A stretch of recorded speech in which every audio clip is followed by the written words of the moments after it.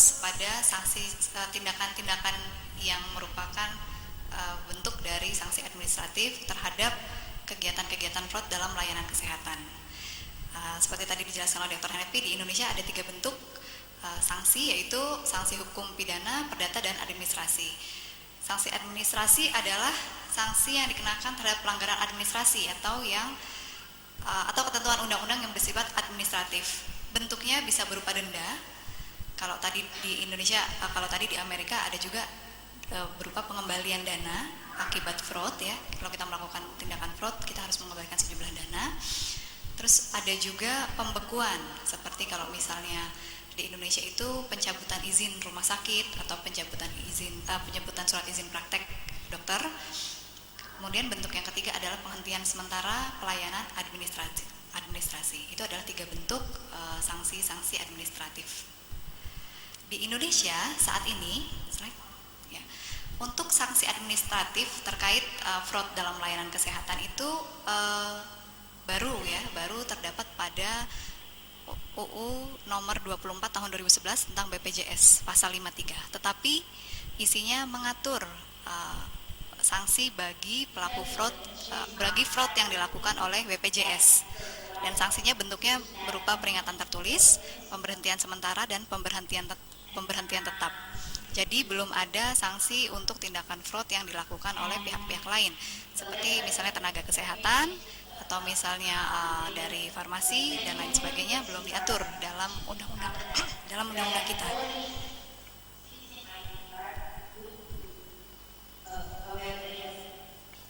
Slide selanjutnya. Sebelumnya, ya. Nah, kita akan belajar seperti tadi disampaikan bahwa Amerika Serikat sudah memiliki aturan hukum yang lebih detail ya. Karena di Amerika Serikat itu ada hukum terkait insurance fraud dan healthcare fraud. Jadi mereka sudah memiliki aturan-aturan yang detail yang mencapai sanksi-sanksi administratif. Untuk aturan di tingkat pemerintah pusat, Amerika Serikat itu memiliki Federal Patient Protection and Affordable Care Act. Jadi pada yang isinya sebagai berikut ya. Versi detailnya Bapak dan Ibu bisa melihat di website, sudah kami berikan linknya.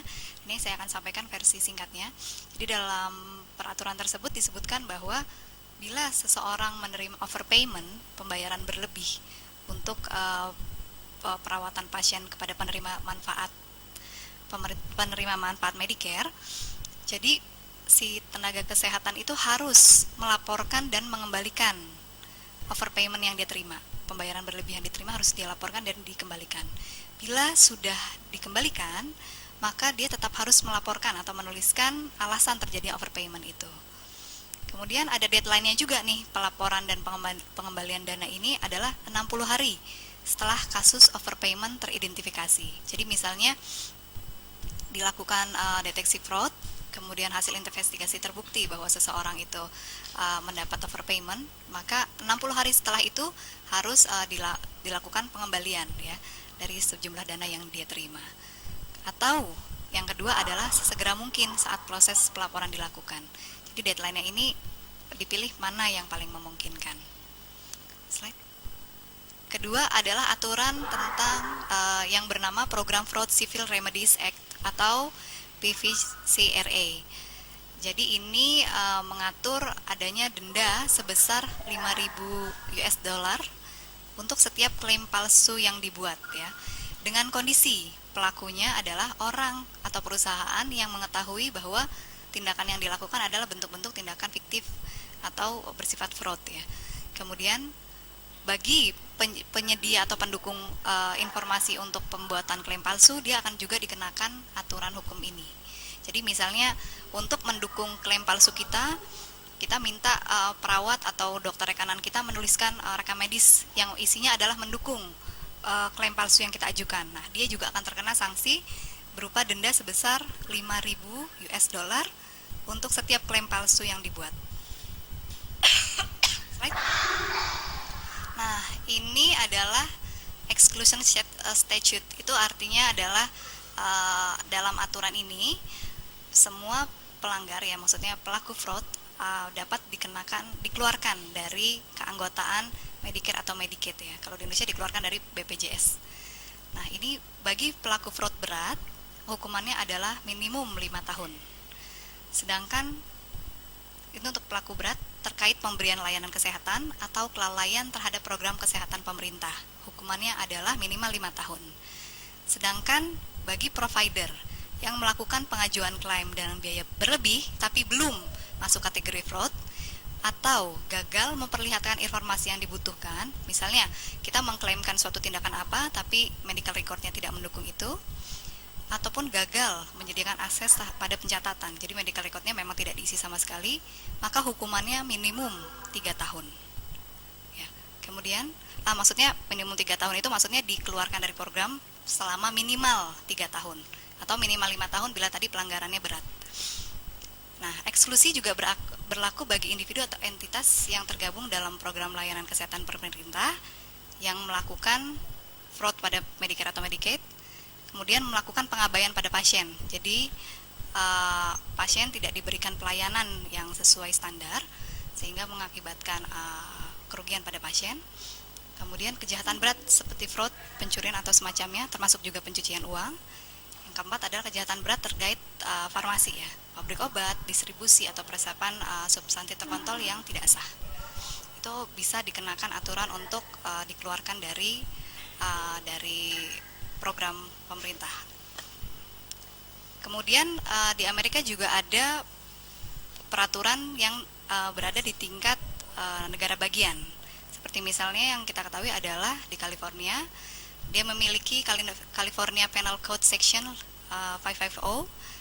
Isinya adalah bila klaim yang diajukan, klaim palsu yang diajukan kurang lebih $950, maka dia masuk tindak pidana ringan, dia akan mendapat denda $1.000, $1.000 dan 6 bulan tahanan daerah. Kemudian bila klaim lebih dari $950, ini dilihat dulu di daerah mana ini terjadi. Kalau di daerah tertentu dianggap sebagai pidana ringan, maka dia akan didenda sebesar $10.000 dan penjara 1 tahun. Tapi kalau dia masuk kategori tindak pidana berat, maka dendanya adalah $50.000 atau 2 kali lipat dana hasil fraud, dan tergantung mana yang lebih besar. Jadi yang dipakai adalah yang lebih besar ya untuk dibayarkan. Untuk di sanksi ini juga disebutkan bahwa dokter yang melakukan tindakan fraud tadi, pengajuan klaim palsu tadi, bisa dikenakan sanksi berupa pencabutan lisensi prakteknya. Begitu juga perawat yang melakukan terlibat atau dalam tindakan fraud juga akan dicabut lisensinya. Selanjutnya, di New York juga mereka punya aturan sendiri untuk negara bagiannya. Jadi sanksi moneter diberikan kepada orang yang mengetahui atau dia memiliki alasan tahu bahwa pembayaran yang melibatkan jasa pelayanan, jasa perawatan, layanan atau suplai yang tidak diperlukan secara medis atau terlalu mahal. Misalnya kita mengajukan klaim untuk pelayanan atau perawatan yang tidak dibutuhkan, atau mengajukan klaim yang melebihi harga yang seharusnya, itu akan terkena aturan ini. Kemudian orang-orang yang melakukan perawatan, layanan atau pemberian medikasi yang tidak bisa dibuktikan juga akan terkena aturan ini. Kemudian orang yang memesan atau meresepkan atau memberikan layanan yang tidak tepat, tidak perlu atau terlalu mahal ini adalah orang yang sudah dikeluarkan dari Medicaid. Maksudnya provider ini sudah tidak tergabung dalam Medicaid, tapi dia memberikan pelayanan kepada penerima manfaat Medicaid dan juga sekaligus melakukan pelayanan yang tidak baik ya. Dia akan terkena pasal aturan ini. Kemudian juga layanan atau suplai yang tidak benar-benar diberikan. Sanksi administrasi untuk pelaku-pelaku fraud dengan item seperti ini adalah $2.000 untuk setiap item kegiatan. Jadi kalau dia melakukan semuanya ya dikalikan 4 gitu ya dendanya. Baik, itu tadi hukum-hukum atau aturan-aturan di Amerika Serikat yang mengatur tentang fraud dalam layanan kesehatan. Sekarang saya akan sampaikan contoh-contoh penindakan ya.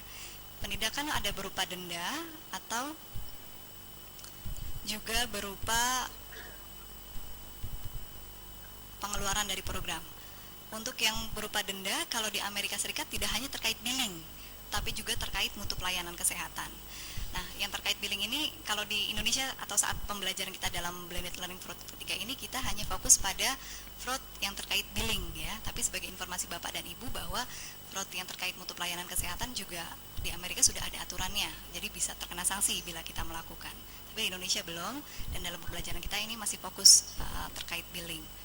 Nah, untuk penindakan yang terkait billing itu contohnya ada 55 rumah sakit di 21 negara bagian yang mengajukan prosedur klaim atas prosedur yang harusnya tidak perlu rawat inap.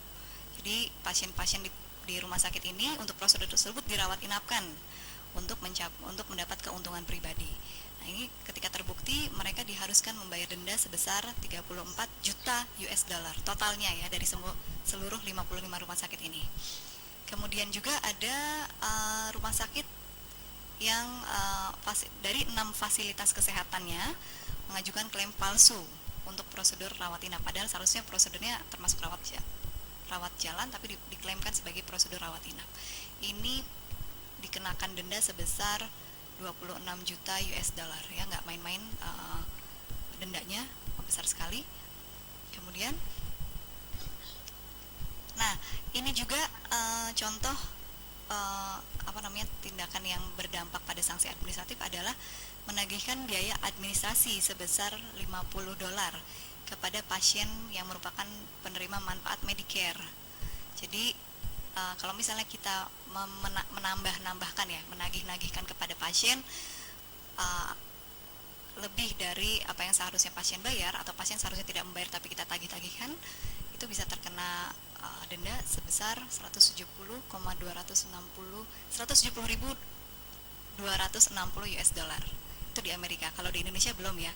Tapi kasus ini pernah terjadi di Rumah Sakit Banda Aceh, Dr. RZ. Dia menarik bayaran tambahan kepada pasien sebesar 800.000, tapi karena kesadaran akhirnya dokter tersebut mengembalikan uang 800.000 itu ke pasien. Walaupun belum ada, bagus sudah ada kesadaran yang dilakukan Dr. RZ ya untuk mengembalikan biaya yang tidak seharusnya dia terima. Slide selanjutnya. Nah, untuk terkait mutu pelayanan kesehatan saya serahkan Dr. Hanefi untuk memberi penjelasan lebih lanjut. Silakan Dr. Hanefi.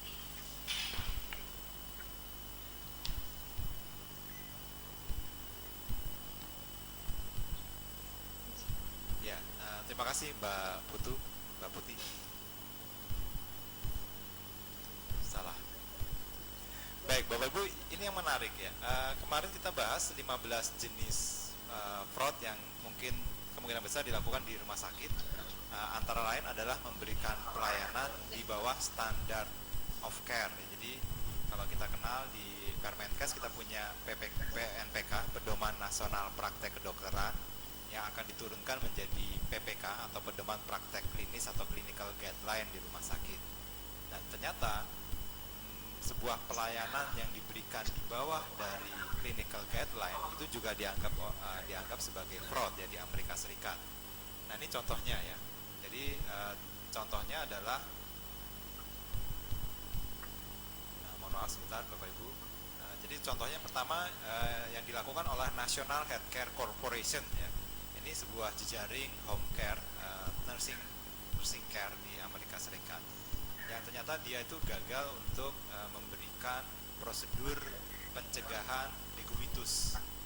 Nah, itu mungkin terkait dengan tekniknya maupun mungkin yang terkait juga dengan misalnya cara untuk mencegah degubitus. Nah, karena tidak mampu memberikan pelayanan pencegahan degubitus yang baik, jadi di bawah dari standar clinical guideline, maka NHC tersebut itu didenda sebanyak 250.000 US dollar ya. Nah, ini contoh menerapkan pelayanan di bawah standar pun dianggap fraud oleh regulasi di Amerika Serikat. Yang berikutnya contoh lain adalah dari American Sleep Medicine. Ini juga didenda karena dia punya program untuk layanan mendiagnosa tidur yang tidak memenuhi syarat. Jadi mungkin seperti di Rumah Sakit Persahabatan saya ingat itu ada sleep lab ya, jadi laboratorium untuk mendiagnosa kesulitan tidur. Itu ada guideline-nya. Ternyata American Sleep Medicine ini menerapkan prosedur yang di bawah dari guideline tersebut. Mereka menyatakan diri punya program mendiagnosa kesulitan tidur, tetapi ternyata tidak berdasarkan standar. Dan ini didenda cukup besar sebesar 15,3 juta dolar Amerika Serikat. Ini termasuk sanksi administrasi denda yang besar. Contoh berikutnya, ini terjadi di university, ya. Jadi di University of Chicago Medical Center itu juga didenda sebanyak 50.000 dolar karena memberikan pelayanan yang di bawah standar untuk pasien-pasien yang menderita nyeri rahang. Nah, jadi pasien-pasien yang mengalami trauma kemudian mengalami nyeri rahang diberikan pelayanan tetapi di bawah substandar. Di substandar pelayanannya itu pun diberikan sanksi. Bapak Ibu, dari 3 contoh tersebut semakin jelas bahwa memberikan pelayanan di bawah clinical guideline atau di bawah PNPK, Pedoman Nasional Praktek Kedokteran, itu pun dikategorikan sebagai sebuah tindakan fraud. Nah, ini mungkin salah satu link antara mutu pelayanan kesehatan dengan fraud dalam bidang kesehatan, di mana memberikan pelayanan di bawah mutu itu termasuk fraud, dan salah satu bentuk fraud adalah memberikan pelayanan di bawah mutu. Untuk berikutnya saya kembalikan ke Mbak Budi untuk menjelaskan mengenai contoh penindakan lain. Terima kasih. Ya, terima kasih Dr. Hanefi.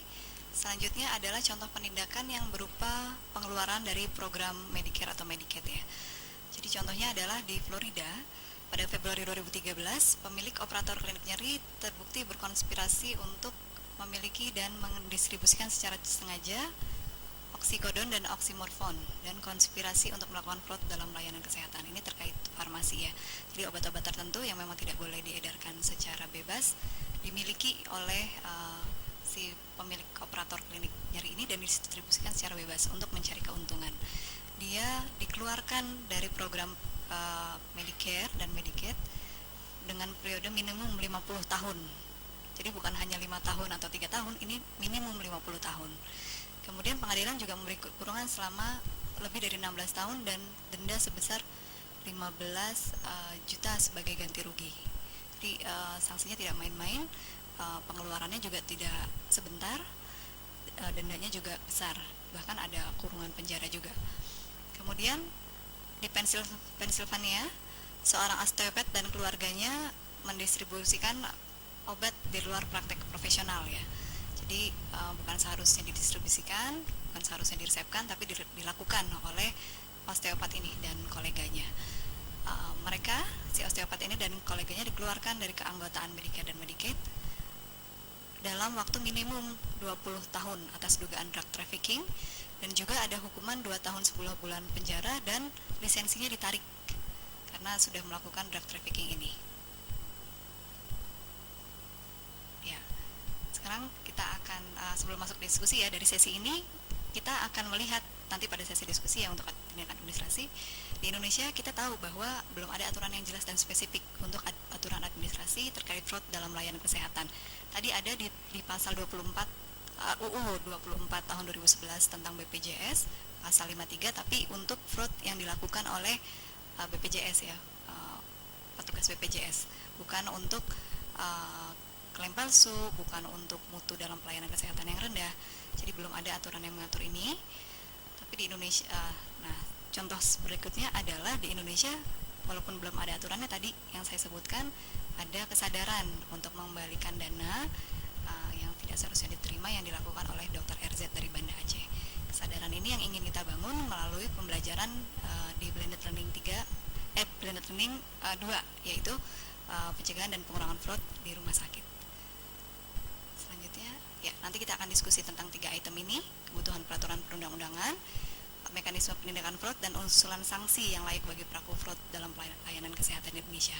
Tapi sebelum kita masuk diskusi, kita sekarang masuk aspek hukum pidana dan perdata dalam tindakan fraud dalam layanan kesehatan yang akan disampaikan oleh Ibu Rima. Ya, baik, kepada Ibu Rima kami persilakan.